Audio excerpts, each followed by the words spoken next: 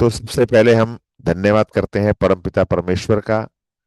Accord toll साहब की ये किताब शक्तिमान वर्तमान हिंदी में हम पढ़ रहे हैं, इसका भी धन्यवाद बहुत बहुत। The power of now.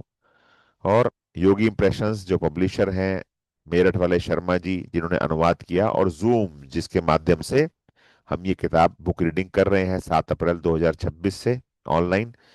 और आज हिंदी वाली किताब में page number 88 88, page number 88 Hindi वाली किताब, अध्याय चल रहा है वर्तमान में विद्यमान रहने की अवस्था। और कल जिज्ञासु ने एक प्रश्न पूछा था, तो मैं वहां रुक गया था, उस पैराग्राफ को मैं दोबारा पढ़ना चाहता हूं, मुझे लगा बहुत, क्योंकि कंटिन्यूशन में आ जाएगा वो। तो प्रश्न ये था जिज्ञासु का कि आपने जो अभी अभी कहा है उसे मैं समझता हूं, लेकिन लगता है कि इसमें यह भी संकेत है कि बीइंग, वह परम अनुभवातीत यथार्थ अभी भी पूर्ण नहीं हुआ है, कि वह अभी भी विकसित होने की प्रक्रिया में है। ऐसा जिज्ञासु कह रहे कि क्या स्वयं बीइंग ही विकसित होने की प्रक्रिया में है, या क्या ईश्वर को भी निज विकास के लिए समय की आवश्यकता पड़ती है, क्वेश्चन मार्क। तो कल हमने ये पढ़ा था, इसका उत्तर मैं यहां से कंटिन्यू करता हूं। उन्होंने कहा, टॉल साहब ने, हाँ, लेकिन अगर केवल अभिव्यक्त ब्रह्मांड के सीमित परिप्रेक्ष्य से देखा जाए तो बाइबल में ईश्वर घोषणा करता है, मैं ही आदि हूं और मैं ही अंत हूं और मैं ही समस्त जीवन हूं। जिस काल निरपेक्ष साम्राज्य में ईश्वर निवास करता है, जो कि आपका भी घर है, मेरा भी घर है, उसमें आदि और अंत एक ही है, और वह उन समस्त पदार्थों का सत्य है जो अभी तक हुए हैं और आगे भी होंगे।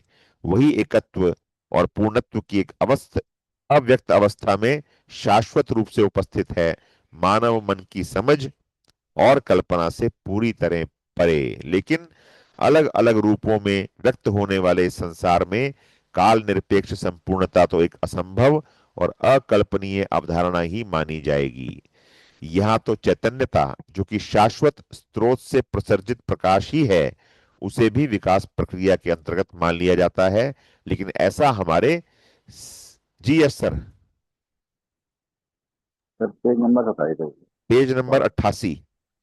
अभी मैं कल वाला ही पढ़ रहा हूँ, पेज नंबर 88 है हिंदी की किताब में, और सेकंड थर्ड पैराग्राफ है। यहां तो चैतन्यता, जो कि शाश्वत स्रोत से प्रसर्जित प्रकाश ही है, मिल गया,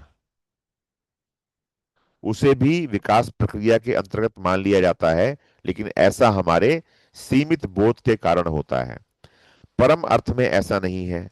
फिर भी इस संसार में चेतना के विकास के बारे में मैं थोड़ा विस्तार से आपको बताने जा रहा हूं।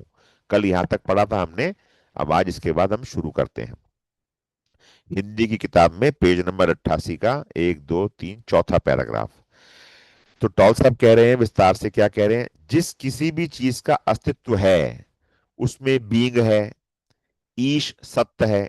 ईश सत्य मतलब एसेंस, आई थिंक सत्य मतलब वो जो हम एक्सट्रैक्ट, है ना, एक्सट्रैक्ट कहा जाएगा शायद इंग्लिश में।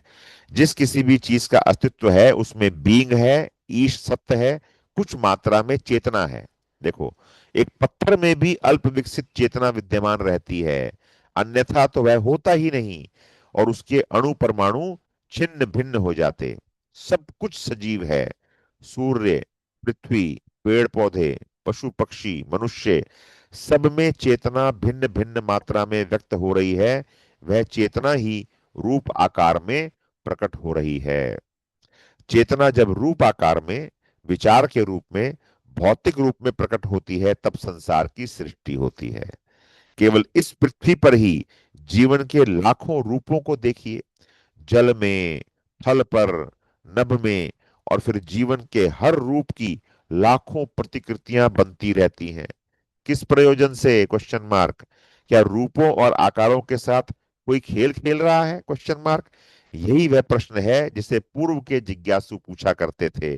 उन्होंने इस संसार को लीला की संज्ञा दी, प्रभु की लीला है ऐसा कहते रहते ना, यानी एक प्रकार का दिव्य खेल जो ईश्वर खेल रहा है। जाहिर है कि प्रत्येक जीव रूप इस खेल में कोई बहुत महत्व नहीं रखता। समुद्र में अधिकतर जीव रूप जन्म लेने के बाद लंबे समय तक जीवित नहीं रह पाते। मानव रूप भी बहुत जल्दी ही मिट्टी में मिल जाता है, और जब जाता है तो ऐसे चला जाता है जैसे कि वह कभी था ही नहीं।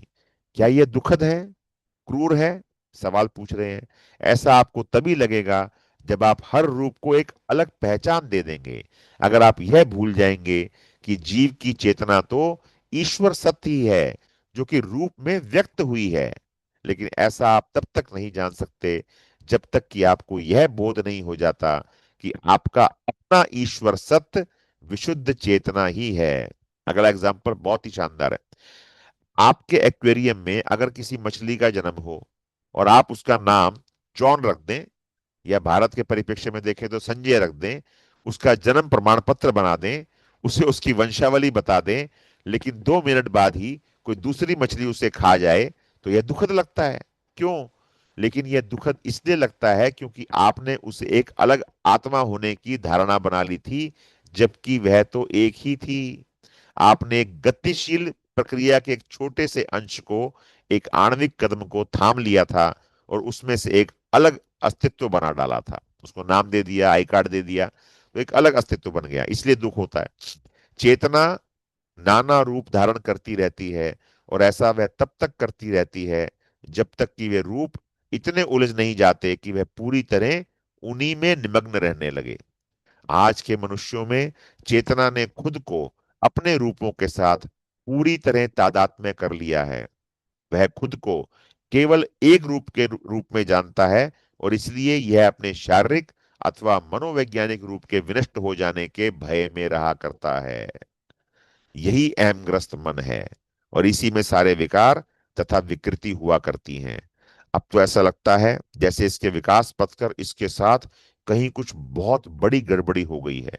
लेकिन यह भी तो लीला का ही एक भाग है। इसी गड़बड़ी द्वारा रचे गए दुखों का दबाव अंततः चेतना को रूपों की तादात्म्यता से बाहर निकलने के लिए और उनके स्वप्न संसार से जागने के लिए मजबूर कर देता है। तब उसमें आत्म चेतना का पुनः संचार होता है, लेकिन तब वह उस स्तर से काफी गहराई में होती है जहां वह तब थी जब इसने खुद को खो दिया था। इस प्रक्रिया को जीसस ने उस खोए हुए बेटे के दृष्टांत के रूप में सुनाया है, जो कि अपने पिता का घर छोड़ देता है, फिर अपना सारा पैसा उड़ा देता है, कंगाल हो जाता है, और अंततः परेशान होकर घर लौटने को मजबूर हो जाता है। जब वह घर लौटता है तो उसका पिता उसे पहले से भी ज्यादा प्रेम करने लगता है। बेटे की अवस्था हालांकि वैसी ही है जैसी कि पहले थी, लेकिन फिर भी वैसी नहीं रही थी। उसमें गहराई का एक और आयाम जुड़ गया था। यह दृष्टांत अचैतन्य पूर्णता से प्रकटतः अपूर्णता में से होते हुए की गई एक यात्रा का, और बुराई से चैतन्य पूर्णता की ओर जाने वाली यात्रा का वर्णन करता है। पेज नंबर 90, हिंदी की किताब, पहला पैराग्राफ। अपने मन के दृष्टा व अवलोकनकर्ता बने रहते हुए वर्तमान में उपस्थित रहने का गहन तथा व्यापक महत्व क्या अब आप देख पा रहे हैं? टॉल साहब ये हमसे पूछ रहे हैं। जब भी आप अपने मन का अवलोकन करते हैं, तब आप मन वाले अपने रूप में से चैतन्यता को वापस ग्रहण कर लेते हैं, और फिर वही चैतन्यता मन की दृष्टा या साक्षी बन जाती है। परिणाम स्वरूप यह दृष्टा यानी रूप आकार से परे विशुद्ध आपकी चेतना अधिक सबल होती जाती है, और मन की रूप गढ़ने वाली क्षमता दुर्बल होती जाती है। जब हम मन का अवलोकन करने की बात करते हैं, तब हम एक ऐसी घटना का वैयक्तिकरण यानी पर्सनलाइजेशन कर रहे होते हैं जो सृष्टि से जुड़ी है और सचमुच महत्वपूर्ण है। आपके माध्यम से चेतना रूप आकार के साथ वाली तादात्म्यता की अपनी स्वप्न अवस्था से जागकर उस रूप आकार से बाहर आ रही होती है। यह घटना फिलहाल एक ऐसी घटना का एक अंश होते हुए उसके आने का पूर्वाभास दे रही होती है, जो कि कैलेंडर वाले समय के लिहाज से अभी कहीं सुदूर भविष्य में संभावित है। उस घटना को कहते हैं प्रलय, संसार का अंत। तो सुदूर है अभी, ऐसा बोल रहे हैं। चेतना जब शारीरिक और मानसिक रूपों व छवियों के साथ कर ली गई अपनी तादात्म्यता से खुद को मुक्त कर लेती है, तब वह विशुद्ध चेतना बन जाती है, जिसे हम एनलाइटेंड चेतना या उपस्थिति या विद्यमानता कहते हैं। कुछ लोगों में ऐसा घटित हो चुका है, और ऐसा लगता है कि एक बड़ी संख्या में लोगों के साथ देर सवेर ऐसा होना नियत है। हालांकि इस बात की कोई गारंटी नहीं है कि ऐसा होगा ही। अधिकांश लोग अभी भी चेतना के अहम ग्रस्त रूप की गिरफ्त में हैं, यानी वे मन के साथ खुद को तादात्म्य किए हुए हैं और वे मन द्वारा ही संचालित किए जा रहे हैं। अगर जल्दी ही उन्होंने खुद को अपने मन से मुक्त नहीं किया, तो इस मन के द्वारा ही एक दिन वे तबाह कर दिए जाएंगे। खुद को वे बढ़ते हुए भ्रम, भ्रांति, द्वंद्व, टकराव, हिंसा, रुग्णता, निराशा, हताशा और पागलपन के भंवरों में फंसा हुआ पाएंगे। अहमग्रस्त मन एक डूबते जहाज जैसा हो गया है। अगर आप इसमें से बाहर नहीं निकलेंगे, तो इसके साथ आपका डूबना तय है। सामूहिक अहमग्रस्त मन आज इस धरती पर बसने वाली सबसे अधिक खतरनाक रूप से पगलाई हुई और बर्बाद करने वाली हस्ती बन गया है। जरा सोचिए कि अगर इस धरती पर रहने वाली मानवीय चेतना में कोई बदलाव नहीं आया तो क्या होगा। पहले से ही अधिकांश लोगों के लिए अपने मन से राहत पाने का केवल एक ही तरीका रहा है कि कभी कभी वे चेतना के विचार रहित स्तर पर लौट लौट आए। हर कोई यह हर रात को सोते हुए यही तो करता है, लेकिन यही काम किसी हद तक सेक्स, शराब और कुछ ड्रग्स के जरिए भी किया जाता है, जो कि मन की हरकतों की अधिकता को दबाने का काम करती हैं। अगर शराब, ट्रैंक्विलाइजर्स, एंटी डिप्रेसेंट्स और साथ ही अवैध ड्रग्स ना होते, जिनकी की बड़ी भारी मात्रा में खपत है, तो आदमी के मन का पागलपन और भी ज्यादा भड़कता हुआ दिखाई देता। मेरा तो यही मानना है कि ड्रग्स लेने वालों की एक बड़ी संख्या को अगर उनकी ड्रग्स से वंचित कर दिया जाए, तो वे खुद के लिए और दूसरों के लिए भी एक खतरा बन सकते हैं। ये ड्रग्स दरअसल लोगों को उनके ही गड़बड़ झाले में पड़ा रहने देती हैं। ड्रग्स का विश्वव्यापी उपयोग मन के पुराने ढर्रे को तोड़ने और उच्चतर चैतन्यता में उभरने में केवल विलंब कर रहा है। हालांकि ड्रग्स के वैयक्तिक उपयोगकर्ता अपने मन द्वारा खुद पर प्रतिदिन किए जाने वाले जुल्म से कुछ राहत तो हासिल कर लेते हैं, लेकिन पर्याप्त चैतन्य उपस्थिति की संभावना से वंचित रह जाने के कारण वे विचारों से ऊपर नहीं उठ पाते हैं और इसलिए उन्हें सही अर्थ में मुक्ति नहीं मिल पाती है। मन से नीचे चेतना के स्तर पर वापस आ जाना, यानी हमारे प्राचीन पूर्वजों का जो स्तर विचार वाले स्तर पर आने से पहले रहा था और जो पशुओं और पेड़ पौधों का अभी भी है, उस स्तर पर आ जाना, यह हमारे लिए कोई विकल्प नहीं है, बल्कि विवशता है, आवश्यकता है, क्योंकि इसके अलावा हमारे पास कोई और चारा ही नहीं है। मानव जाति को अगर बचे रहना है, तो उसे अगली अवस्था में आना ही होगा। चेतना समूचे ब्रह्मांड में करोड़ों रूपों में, रूप आकारों में विकास पथ पर आगे जा रही है। इसलिए अगर हमने ऐसा नहीं भी किया, तो भी ब्रह्मांड के पैमाने पर इससे कोई फर्क पड़ने वाला नहीं है। चेतना में की गई वृद्धि कभी बेकार नहीं जाती, इसलिए वह किसी और रूप में प्रकट हो जाती है। लेकिन जो तथ्य मैं यहां कह रहा हूं और आप सुन रहे हैं या पढ़ रहे हैं, यह स्पष्ट संकेत है कि नई चेतना ने इस पृथ्वी पर पैर रखने की जगह बना ली है।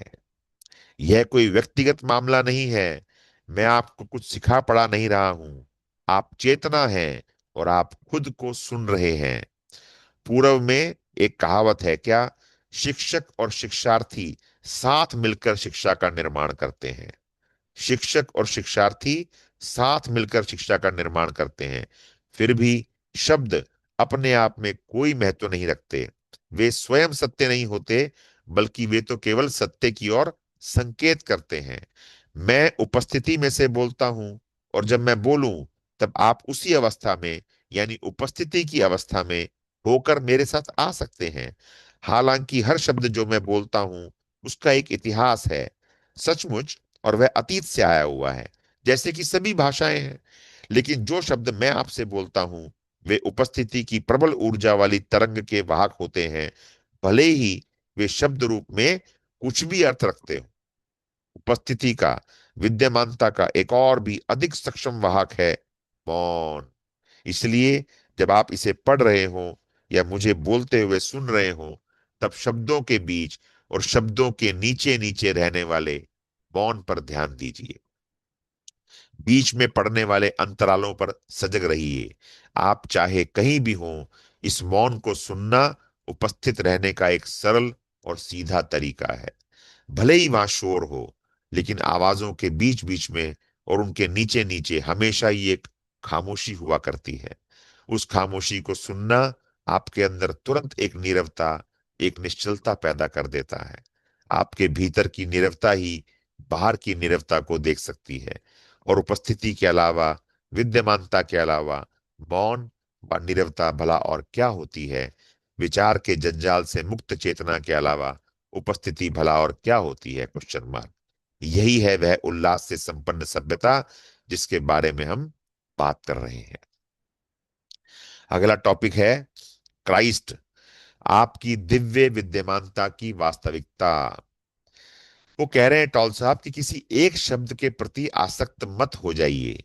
अगर आपको अधिक सार्थक लगे तो आप क्राइस्ट के बजाय उपस्थिति, विद्यमानता शब्द का भी प्रयोग कर सकते हैं।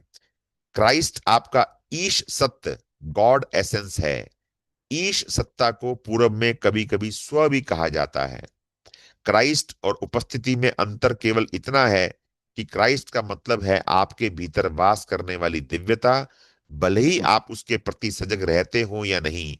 जबकि उपस्थिति का, विद्यमानता का अर्थ है आपकी जागृत दिव्यता या ईश सत्य, गॉड एसेंस। क्राइस्ट के बारे में बहुत सारी गलतफहमियां और भ्रामक धारणाएं साफ हो जाएंगी जब आप यह बात समझ जाएंगे कि क्राइस्ट में न कुछ अतीत था और ना ही कुछ भविष्य। यह कहना कि क्राइस्ट थे या होंगे, यह एक विरोधाभासी बात होगी।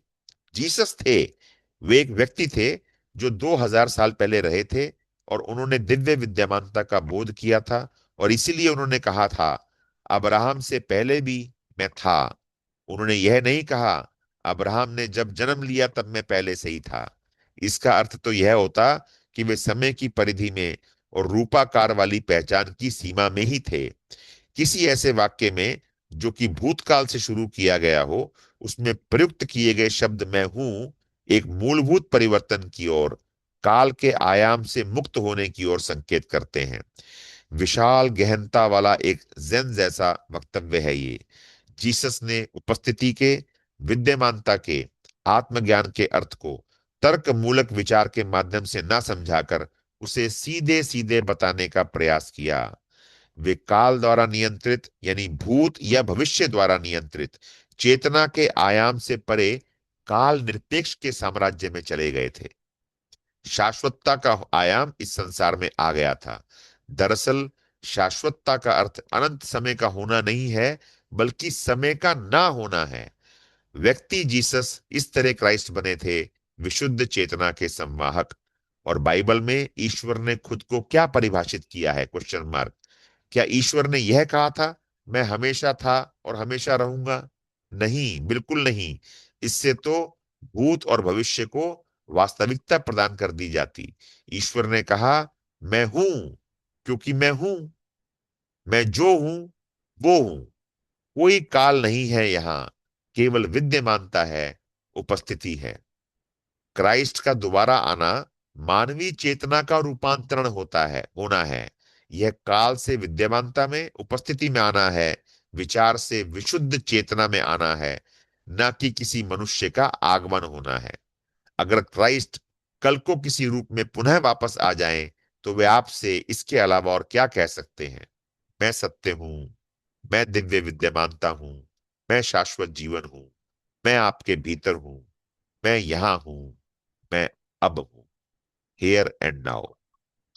क्राइस्ट का कभी व्यक्तिकरण मत कीजिए। क्राइस्ट को किसी रूप की पहचान मत दीजिए। अवतार, दिव्य माताएं, आत्मज्ञान प्राप्त गुरु, इन्हें गिने वे जो कि वास्तविक हैं, ये सभी व्यक्ति के रूप में कुछ भी विशेष नहीं है। किसी मिथ्या अहम को ना थामते हुए, उसका बचाव ना करते हुए, उसे खुराक ना देते हुए, ये लोग आम लोगों से कहीं अधिक सरल, अधिक सादे और अधिक साधारण हुआ करते हैं।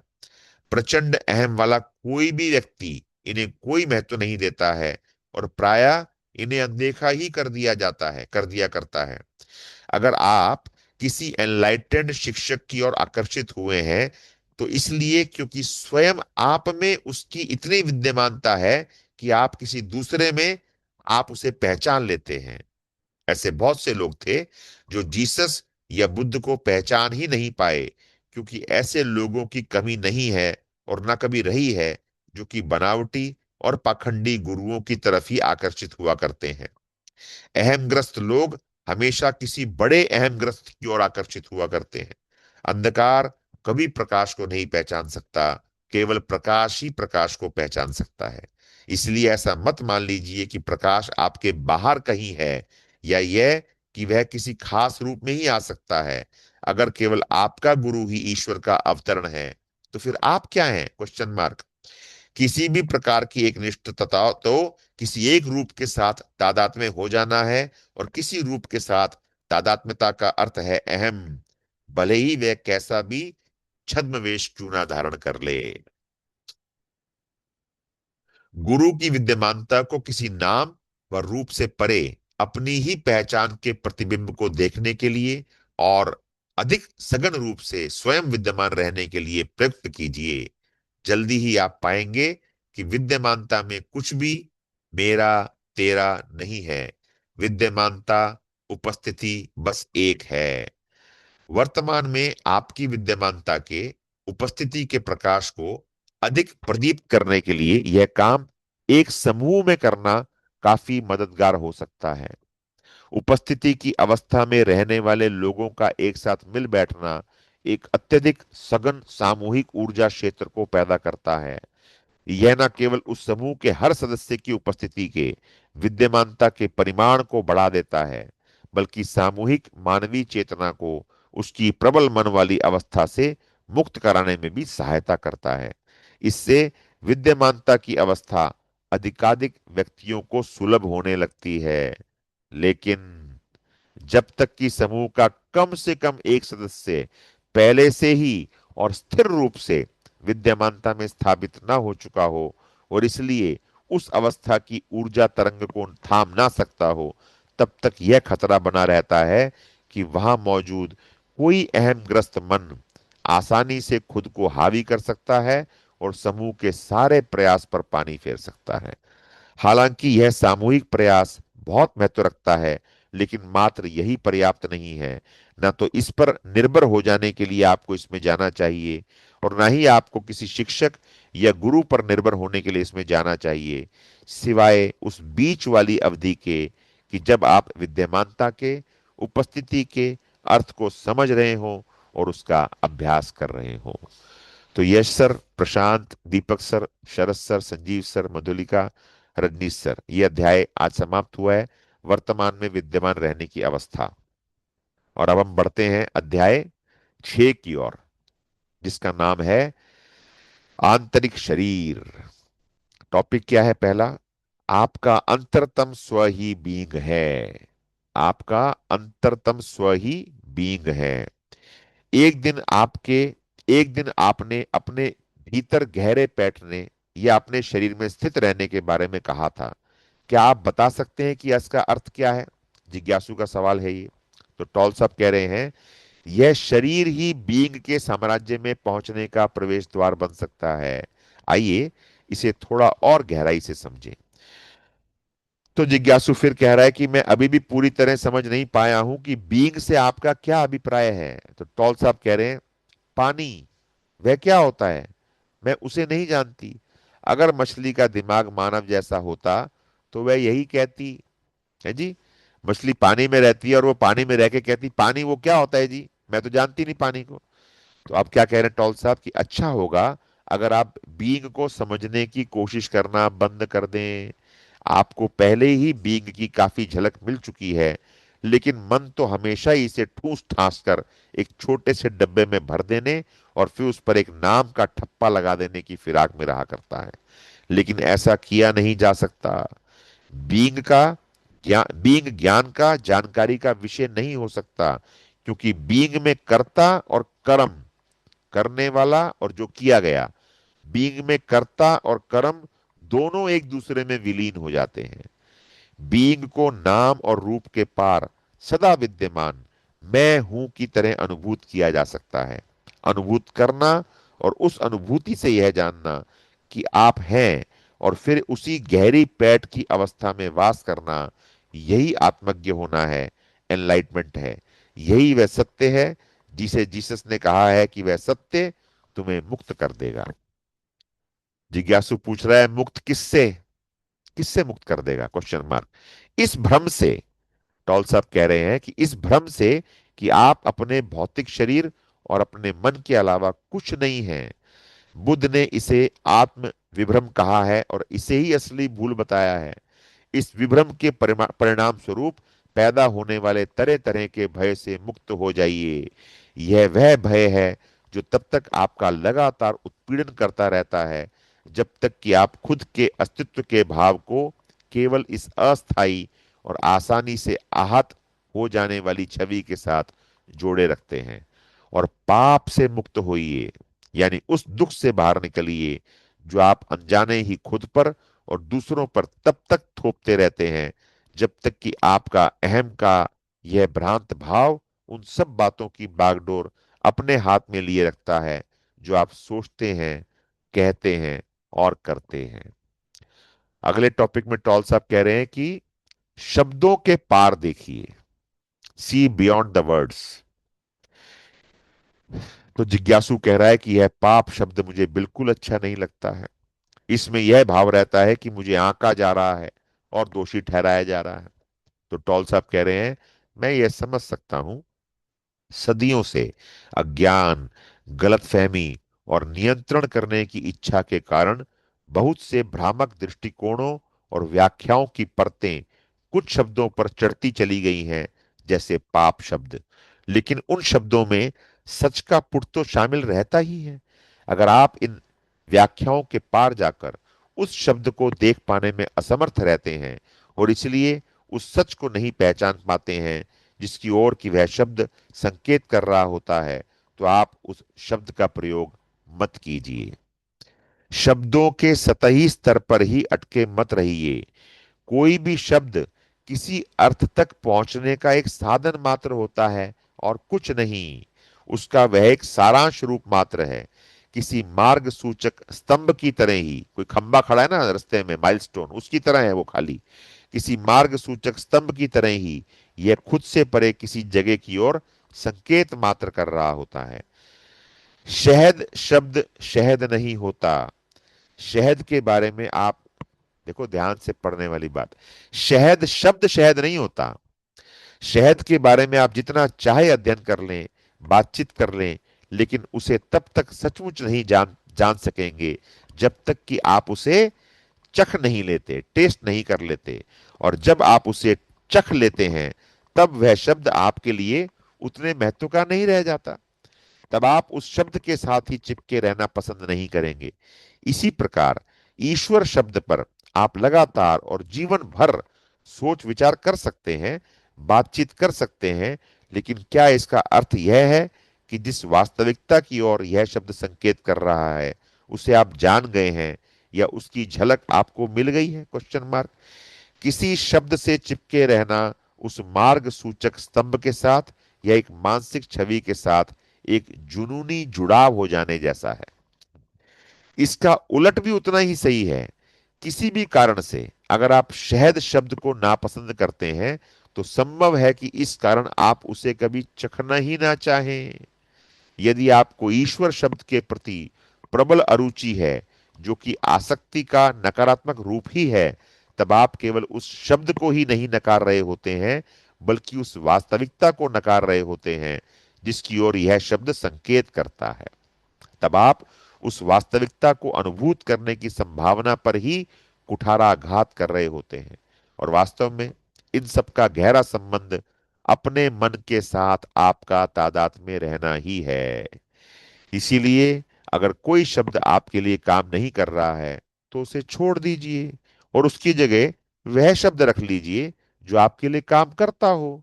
अगर आपको पाप शब्द पसंद नहीं है, तो आप उसकी जगह अचैतन्यता या पागलपन रख सकते हैं। वह आपको सत्य के निकट ले जाएगा, उस शब्द के पीछे स्थित वास्तविकता के निकट ले जाएगा, अपेक्षाकृत उस शब्द के जिसका कि दीर्घ काल से दुरुपयोग होता आ रहा है, जैसे पाप, फिर आपको अपराध भाव होने की संभावना भी नहीं रह जाएगी, है ना, गिल्टी कॉन्शियस से बाहर आ जाएंगे।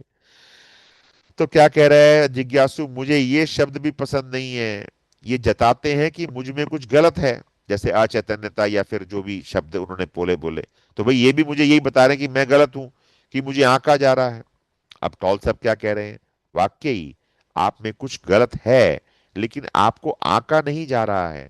आपको व्यक्तिगत रूप से आहत करने का मेरा कोई इरादा नहीं है, लेकिन क्या आप उसी मानव जाति के नहीं हैं जिसने कि 20वीं शती में अपने ही करोड़ों बिरादरों की हत्या कर डाली थी, क्वेश्चन मार्क। तो जिज्ञासु क्या कह रहा है, आपका मतलब है सामुदायिकता से जुड़ा अपराध भाव, मतलब एक कम्युनिटी के तौर पे मैं एक अपराधी भाव में रहूं। सवाल अपराध भाव का सवाल नहीं है, लेकिन जब तक आप अपने अहमग्रस्त मन के वशीभूत हैं, तब तक आप उस सामूहिक पागलपन का एक हिस्सा ही तो हैं। शायद आपने अहमग्रस्त मन के वशीभूत हुई इस मानव अवस्था को ध्यान से और गहराई तक नहीं देखा है। अपनी आंखें खोलिए और उस भय को, उस हताशा निराशा को, उस लोभ लालच को और उस हिंसा को देखिए जो चारों तरफ व्याप्त है। उस अकल्पनीय जघन्य क्रूरता और कष्ट को देखिए जो एक दूसरे पर और धरती के अन्य जीव जंतुओं पर मनुष्य ढाते आए हैं और ढा रहे हैं। आपको इसकी निंदा आलोचना करने की कोई आवश्यकता नहीं है, केवल अवलोकन कीजिए। यह है पाप, यह है पागलपन, यह है अचैतन्यता। साथ ही अपने मन का अवलोकन करना भी मत भूलिए। इस पागलपन की जड़ें वहां भी होंगी, उन्हें तलाशिए। मैं रोक रहा हूं यहां पर, पेज नंबर 97, 6:07 हुए हैं। आंतरिक शरीर के लास्ट पैराग्राफ पे मैंने रोक दिया है, कल से नया पॉइंट शुरू करेंगे टॉल साहब। चलिए, मेरे पास एक ही बात है अभी कहने के लिए कि किताब फाइनल है। अगली किताब, अगली पुस्तक साइमन सिनक की हिंदी में है, क्या, स्टार्ट विद वाई, है, क्यों से शुरुआत, क्यों से शुरुआत करें। तो उस बुक का लिंक मैं आज ग्रुप में डाल दूंगा, और आप सब ऑर्डर कर लीजिए, मंगवा लेंगे, सामने किताब रहेगी तो पढ़ने में आसानी होगी। जी, Deepak sir, Yash sir, Sharad sir, Rajneesh sir, Madhulika, Sanjeev sir, कुछ भी कहना है तो हमारे पास 2 मिनट है।